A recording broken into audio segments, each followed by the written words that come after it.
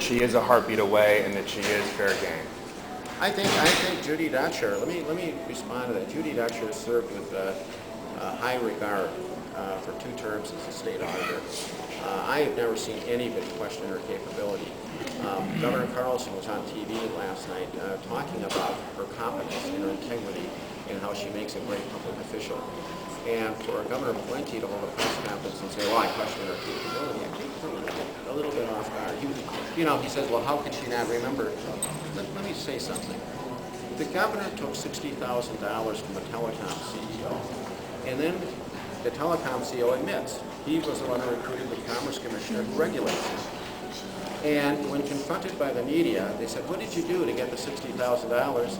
And he says, I can't remember. If the governor can't remember getting $60, what he did to take $60,000, I think he's not in very good stead to argue about what Judy Dutcher knew or didn't know at the end of 5 days of campaign. So for Minnesotans who are concerned about your temperament as it affects your governorship, what do you want to tell them to reassure them? You know what? I've been Attorney General for 8 years. I was Commerce Commissioner for 8 years. The public knows me. And, if they know who I am, they know I'm an advocate. I am who I am. Should it matter? General, this race is really close. Do you think that? Are you worried that the last 2 days could, change or sway some voters who are those swing voters that may determine this election? Well, yeah, of course you always worry about that. We're looking at $1 million, $750,000 in ads pumping in here. Pretty vicious, pretty negative, and pretty inaccurate. And it's all by people outside of Minnesota. It's the insurance industry. They want to buy themselves a governorship, and I'm afraid that they might get away with it. Are you going to stop calling reporters hacks, though? Oh, I'll try to do that. You're saying you believe that Stanley Hubbard directed his reporters to make public that gap, and then but for his interest, his political interest, that wouldn't have happened? Let's put it this way. I have talked to enough reporters, and so have you, Patrick, that have said that the newsroom at Channel 5 permeates with the conservative, with the Republican cause. And people know that, whether there's a direction on a specific story or not, I have no idea. But, when I find out within 48 hours that the Hubbard, who owns what's supposed to be a credible, you'd hope that a broadcast television station is credible. And you would hope that they stand for objective news reporting. And here you have the owner of the organization creating, with the founder of the Swift Boat Veterans Against Harry, creating with the founder of the group, the PAC, that is under a grand jury review in the state of Texas, or at least was under review, might still be, who knows, and it's created in a way to deprive the public and the voters of knowledge as to who's financing these campaigns. Yeah, I think I got a right to be upset. We've been at this for a year. We believe in disclosure. That's where we're at. Thank you, General. Thank you, General. Judy Dutcher's comments.